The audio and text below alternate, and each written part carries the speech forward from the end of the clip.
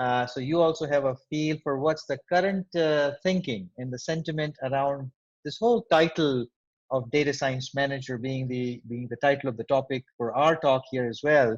But what does that mean?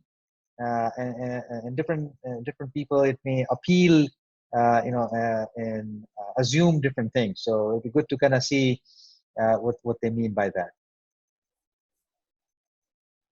So it looks like the top trend is trending around. Their definition is a data science manager is more like a product manager with strong data science background. Great, very interesting. I'll be sharing, when I launch the deck, I'll be sharing a couple of comments about the way that I tend to think of a data science manager, obviously influenced by the data science managers that I've worked with and know at client sites and so on.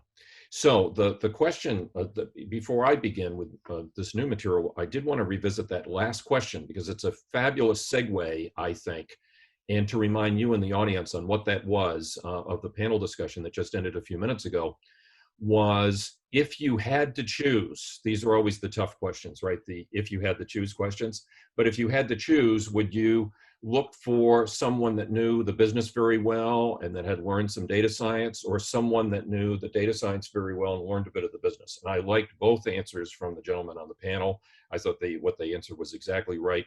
Of course, questions like this force you to choose something that in the real world you don't want to have to choose. You want to have a bit of both.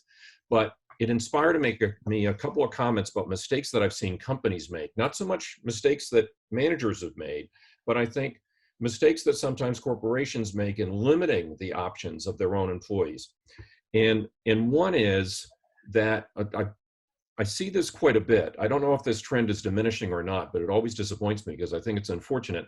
There's a trend sometimes to have job descriptions that are so lofty and impossible to meet.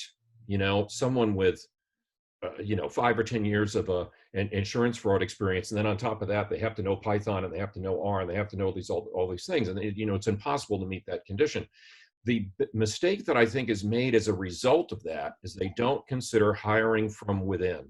So I've seen subject matter experts do great in this role, in this data science management role.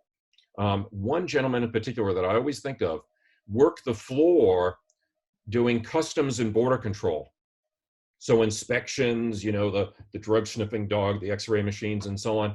When we were building a risk model, happened to be a trip to New Zealand, and being an island nation, of course, there's a particular focus on produce and things like that entering the country. When we started to talk about what this data science model would have to be, he got it right away, because he could picture how it was going to facilitate what he had been doing for many years. So subject matter expert can be a great person in this role. Obviously, a data scientist can also be, but here's the other mistake. The other mistake is what a lot of companies do is they say, let's take our number one top, most technical, most sophisticated technically data scientist and take them away from the job they love and make them the data science manager. On reflection, it really doesn't make a lot of sense. Yet a lot of companies try to do it that way. What makes much more sense is to try to find the person on the team that enjoys the data science, but after doing it for 2 or 3 years, they start to think, wow, is this all it is? I kind of want to spread my wings and do something a little different. They will usually present themselves if they're just given the chance.